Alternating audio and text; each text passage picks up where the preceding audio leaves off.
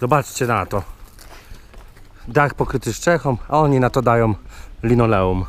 Znaczy no, linoleum, no coś w tym stylu. Linoleum. W mojej ocenie... Papę. Co? Papę. Przepraszam, Boże, jaki głupek ze mnie. Papę, rzeczywiście, że linoleum jest na podłogę. To będzie wycięte, na pewno tego nie dam do internetu.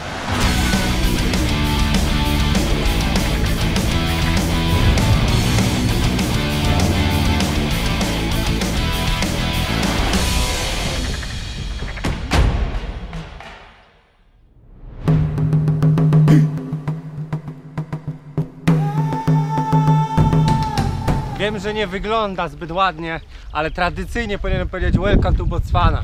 Czy jak się to mówi, bo już pytałem się kilku osób, jak się wymawia nazwę tego kraju. No i nie mam pewności. Botswana nie, Botswana też nie. W ogóle to Cwana, mówmy na to Cwana. Ja w Cwanej.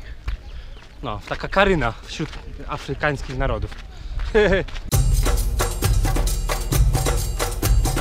I możecie mówić co chcecie, ale jedna z rzeczy, która mnie najbardziej zaskoczyła tutaj w Afryce, ale tej części południowej, czyli dawnej kolonii brytyjskiej, tak jak tutejsza Rodezja, czy nie, to już jest Botswana, to nie była Rodezja, ale czy to Zimbabwe, RPA, Botswana, drogi, a dokładnie asfalt, no jest w stanie takim, w niektórych miejscach nawet my moglibyśmy pozazdrościć.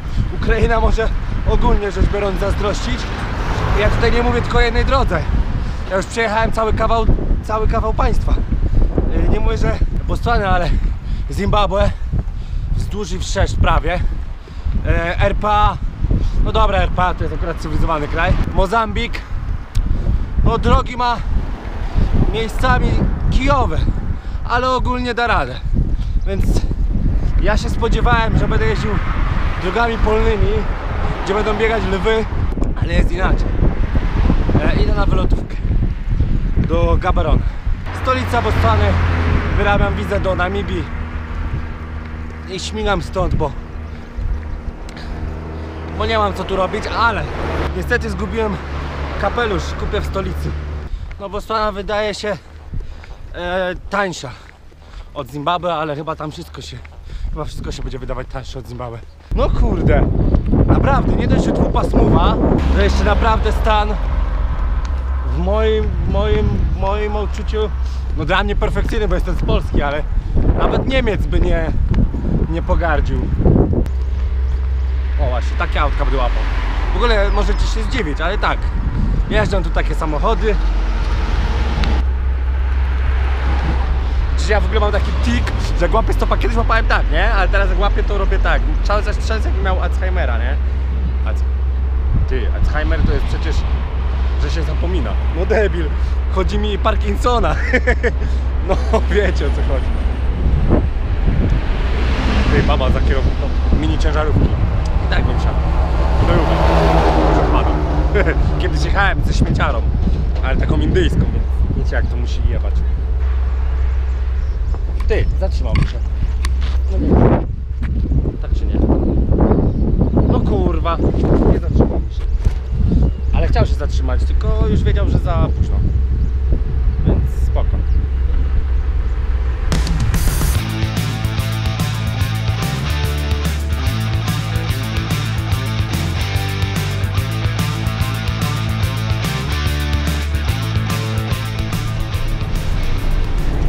It's a nice camera. No, it's China. How much? No, not so much. Where do you get it? AliExpress. It's Chinese. Normalne.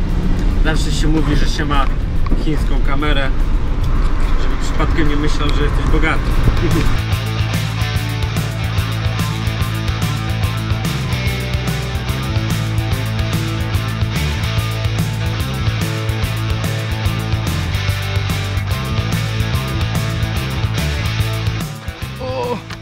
Nie wiem, czego wy się spodziewaliście po Afryce, albo przynajmniej po tej części Afryki, bo nie mogę wypowiadać się na temat całej Afryki ze względu na to, że Kenia, a powiedzmy Botswana to jest w ogóle całkiem dwie różne bajki, ale zobaczcie sami.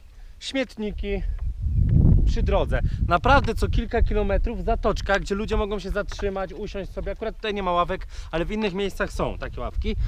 Dodatkowo no całkowity normalny cywilizacja. Pan mnie tutaj przywiózł. Wyobraźcie sobie, że no jednym stopem przejechałem no 650 km, można powiedzieć. No łapię stopa, ale jak się łapie stopa? Kiedy nic nie jedzie. No ale jest godzina 17, a czekajcie. 16:44. W ogóle fajna rzecz, którą wam bardzo polecam, to ściągnijcie sobie mapę taką offline, którą normalnie możecie sobie, wiecie, ściągacie z każdego kraju czy regionu dokładną mapę później na ten telefon i dzięki temu możecie naprawdę zwiedzać świat czy różne dziwne miejsca i używać mapy, mimo że nie macie przy sobie internetu, bo ja osobiście tutaj nie kupiłem karty. Jabłko przygniłe. Kurwa. Ty, biali ludzie. Na bank jakby jechali w tą stronę, to by mnie zabrali. Białych ludzi muszę zacząć spotykać, bo niestety, ale z czarnymi jest tak, że i to nie jest ich wina, bo oni po prostu są, oni mówią, o skąd jesteś, jestem z Polski, później im tłumaczę, żeby nie mylili z Holandią, więc mówię, że Polish, oni wiedzą. Mówię, że no granica z Rosją, już nie będę im tłumaczył Białorusi czy Ukrainie, powiedzmy, że to z Rosja, nie? Przynajmniej teoretycznie dla takiego typowego Afrykańczyka. I większość z nich mówi, o Polska, super kraj. Ja mówię, ale jak super? Mówię, no bogaci jesteście. Ja mówię człowieku, kurwa, co ty wiesz o Polsce? Ja chcę bogaci. Mówię, no tak, na zachód naszej granicy rzeczywiście mieszkają bogaci ludzie. Mówię oczywiście o Niemcach, ale no u nas jest jak jest, nie? I jak to się mówi, uważam, że najpiękniejsze określenie w naszym kraju, oczywiście poza ogromnymi miastami jak Poznań, Wrocław czy Warszawa, bo tam rzeczywiście ludziom się w miarę dobrze żyje, ale cała reszta, jak to się mówi, jest chujowa, ale stabilnie. I jedna z rzeczy, która naprawdę chcę tu przekazać i może być dla niektórych niesłychana, ale tutaj mają zajebiste samochody. Normalnie drogi, no kuźwa, to jest, no popatrzcie, tutaj już jest nowiutka droga, zrobili właśnie nową drogę, a tu jest stara droga, ale zobaczcie na stan starej drogi.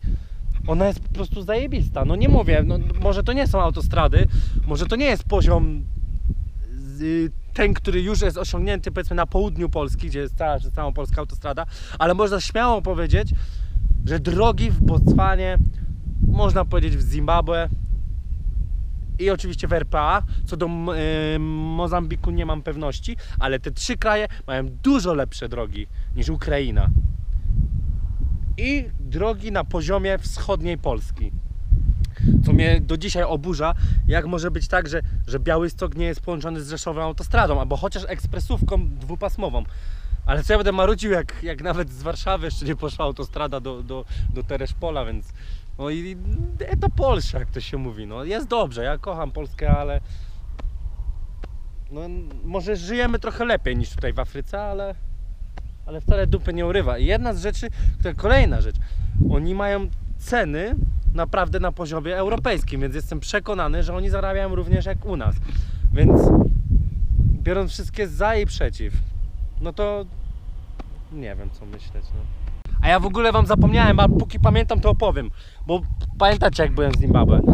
Tam zapomniałem wam opowiedzieć o ich teraz to już jest prezydent, wcześniej to był premier. Wyobraźcie sobie, rządzili sobie Brytyjczycy, nagle powstała tam jakaś partia, ruch, można powiedzieć coś w stylu partyzantki, każdy inaczej to nazwie, w miarę normalny, który oczywiście wśród Afrykańczyków z Zimbabwe, ale potem między nimi tam doszło do konfliktu i doszło do rozłamu i powstała bardziej skrajna partia, w której właśnie przewodził Robert Mugabe. Gościu, który został prezydentem chyba w 1980 albo 81, czyli od powiedzmy 37 lat jest prezydentem. Na początku był kurwa ulubieńcem Zachodu, naprawdę. Nie dość, że był nominowany do pokojowej Nagrody Nobla, brany na salony, nawet królowa Elżbieta przyznała tytuł szlachecki czy rycerski dla tego otóż prezydenta, no ale wszystko się zmieniło pod koniec lat 90., gdzie zaczął tłumić strajki tych, jak to się nazywają, farmerów. I tak je stłumił, że zabrał białym farmy i dał swoim delikatnie przydupasom wiernym z partii, którzy tak naprawdę co zrobili? zrujnowali to o 50% albo nawet mniej, że tak powiem, plonów mieli, no bo przecież, żeby się zajmować rolą, to trzeba kurwa się coś na tym znać, a nie być tylko przydupasem prezydenta albo wiernym sługą. No i jak to się skończyło? Tak to się skończyło, że stał się z prezydenta uwielbianego, stał się dyktatorem, którego wszyscy nienawidzą. Tak to się kończy, że dzisiaj ma 92 albo 3 lata, za rok są kolejne wybory i jeszcze zapowiada, że będzie w nich startował. No, wybory oczywiście są na poziomie Rosji, nie? Wyobraźcie sobie, że Mugabe twierdził, że nie ma możliwości, żeby gospodarka, czy w ogóle, żeby, wiecie, gospodarka upadła. I chciał to chyba sprawdzić, bo no nie wiem, jakim trzeba być idiotą, ale wyobraźcie sobie, doszło do takiej inflacji, doszło do takiego kryzysu, że ludzie codziennie idąc do pracy, naprawdę dwukrotnie w ciągu dnia dostawali wypłatę i to nie, że w sensie kilka banknotów, tylko całe reklamówki pieniędzy i od razu szli coś za to kupić, bo w ciągu jednego dnia potrafiło o 100% zdrożeć jakieś tam dane produkty, nie wiem co to jedli w tamtych czasach i to jest jeszcze nic. Wyobraźcie sobie, że doszło już do takiej inflacji, że powstał banknot, którego się nie da wytłumaczyć.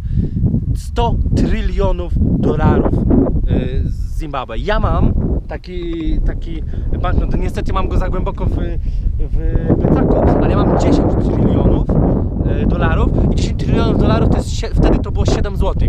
100 trylionów, wyobraźcie sobie 100 trylionów, tam jest tyle zer, że to się w dupie nie mieści. Wyobraźcie sobie, że to, no jakby to powiedzieć, było 70 zł, no kurwa, to się nie mieści w głowie, że ktoś doprowadził do takiej ruiny, inflacja i tak dalej. Czekaj, mam stopa, ciężarówka, no nie jechałem ciężarówką. O, kijankę wozi.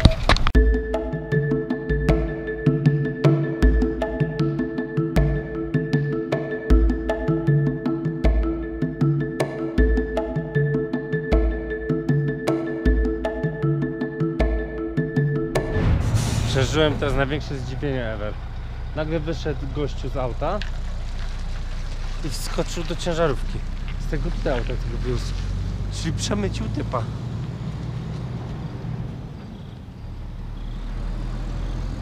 Nie gadaj, że ja byłem taką osobą, która odwróciła uwagę. Kurwa. Pierwszy raz mi się zdarzyło. Dobra, gdzie jestem? Checkpoint, przepraszam. Czyli miejsce, gdzie, że tak powiem, stoi policja. I co tu mam robić? No to wszystko wam powiem. A mianowicie powinienem rozłożyć namiot i iść spać. Aczkolwiek zastanawiam się. Kurwa, 1:30.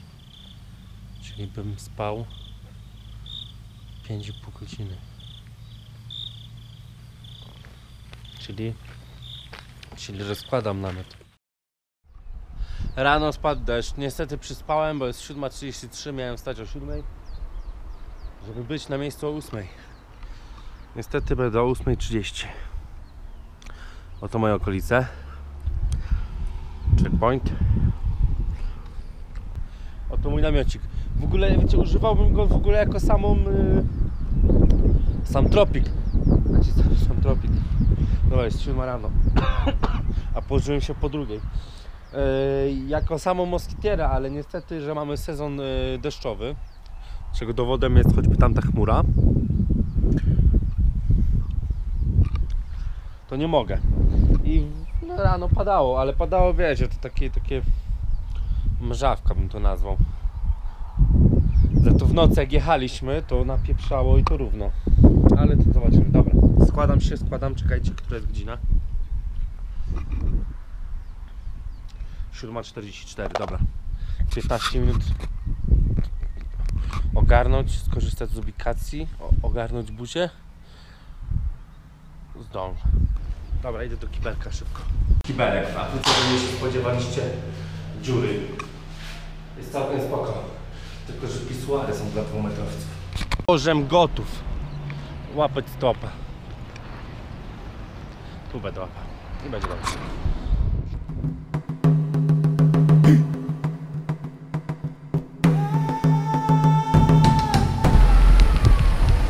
Afryka!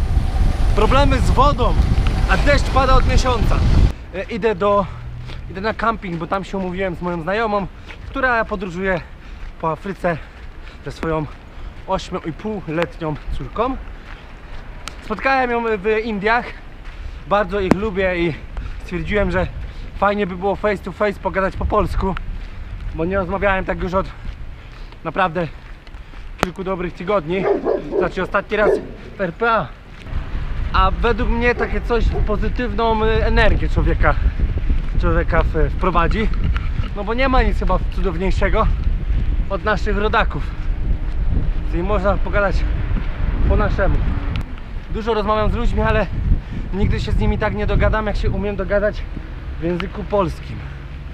No bo jak wiadomo, język polski znam. Może niektórzy twierdzą, że go nie znam zbyt dobrze. Ja się z tym też jestem w stanie zgodzić. Jestem chłopakiem ze Śląska. Wychowałem się na Śląsku i u nas, jak widzicie, jak Śląsku mówię, nie mówię przez on, tylko przez on, Śląsk. I dom, twój dom, kochają, wszystko przez on.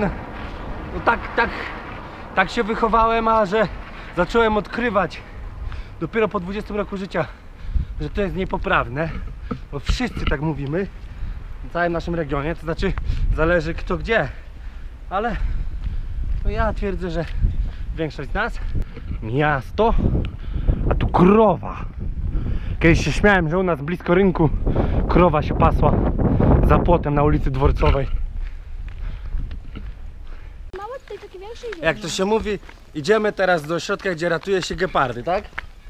No, idziemy tam łapać stopa, albo coś w tym stylu, w trójkę, ale myślę, że pójdzie dosyć prosto, ale nie wiadomo czy za darmo, bo jednak 3 osoby to nie jedna.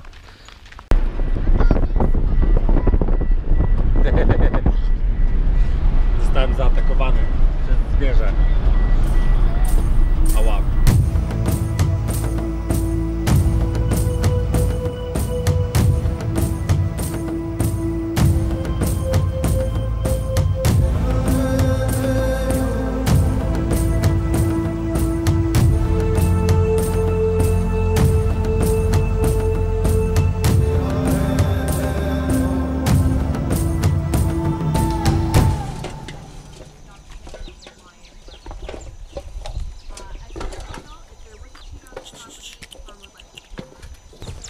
Co to jest w ogóle za ośrodek? To wypadałoby wam powiedzieć. To jest miejsce, gdzie ratują po prostu ratują gepardy przed śmiercią, póki są małe, a potem co robią?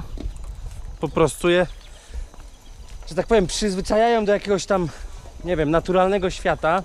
Sprawiają, że one, nie wiem, są gotowe do tego, żeby wyruszyć znowu w swoją piękną wędrówkę po afrykańskiej sawannie. Chodź tu, kotku. A druga sprawa, powiem wam jedną rzecz, nie wiem czy wiecie, ale gepardy ogólnie nie za bardzo chcą atakować ludzi. Patrz, w ogóle się na mnie nie patrzy. Popatrz mi w oczy. O Boże, mogłeś jednak nie patrzeć.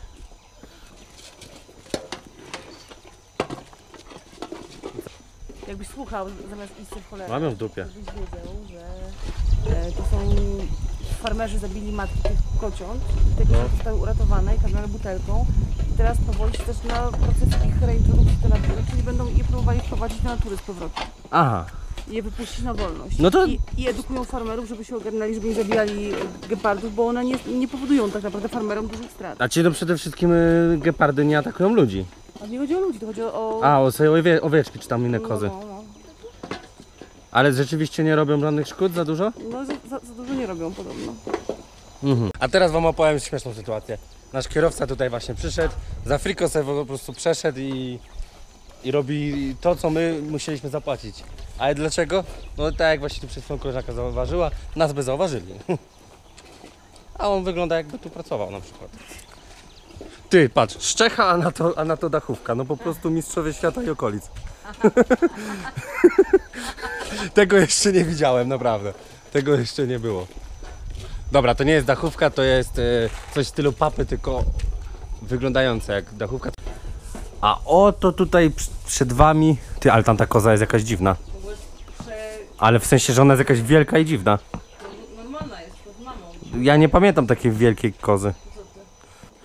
O, no możliwe, że to są przyszłe pożywienie dla tych gepardów. Ciekawe jak one się czują, jak cały czas ze swoimi oprawcami tutaj żyją. Przyjaźniają się i potem Tak, zaprzyjaźniają się, a potem się ten... A potem mu jajca. To widziałem, jakie byłeś matka, jak to mu jajca wiszą takie wielkie? Bandaż. Z tyłu tam ma jajco takie. Widziałem jak przychodziła. To są jaja, nie? Nie wygląda. I to takie... Jak nie widziałeś? Kozich? Nie przyglądam się, to akurat... W moim przypadku raczej kozice mnie interesują. Bo jest chyba chora. Chory. Przykro mi chyba. Wi! Gdzie to jest? Ty, ciemno. Nie widać. Można by było nazwać to stonogą. Ty. A jak cię zje? Nie jedz. Jak nie je? A jak otworzy tak gębę i nagle całą ciebie połknie? To ciebie raczej. No co ty, gdzie ona taką rozwarcie gębę miała nawet?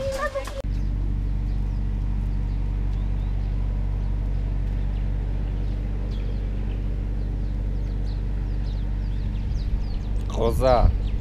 No niestety ośrodek ten jest troszeczkę za drogi, ale jak wszystko, co mi się wydaje, takiego turystycznego w Afryce, pewnie jest to spowodowane tym, że tutaj mieszka dosyć dużo białych ludzi i po prostu ich stać. A nasze bycie białym polega tylko na kolorze skóry, a cała reszta no, jest słabo wytłumaczalna, no ale jesteśmy ze wschodniej Europy, więc ceny też byśmy chcieli mieć wschodnioeuropejskie, czy środkowoeuropejskie dla tych, którzy zaraz się oburzą, bo było kiedyś niby wielkie księstwo Liechtensteinu, pierdolenie.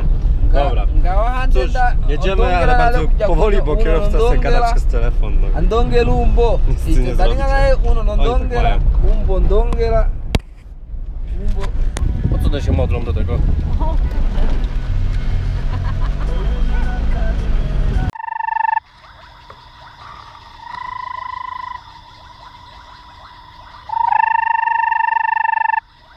To wyobraźcie sobie, że to jest moje pierwsze ognisko w Afryce, choć to jest w miejscu, gdzie ma być grill. Ale do tego też dojdziemy. Na początku to ma być ognisko, jak się fajnie wypali, to położymy tam ziemniaczki. Dobra, zobaczymy jak tutaj maszyna Trolskiego działa. Kurwa, to się nie mieści w dupie. Zobaczcie. Naprawdę, rąbię nożem. Rąbię drewno nożem. Oczywiście, zaraz tutaj jest cały podrapany, ale właśnie do tego właśnie ten nóż został stworzony. To jest robol, który ma napieprzać jak Ursus w polu. No i o to tutaj chodzi. Dlatego będę sobie rąbał drewno nożem. I będę zadowolony. A gdzie jest mój... To.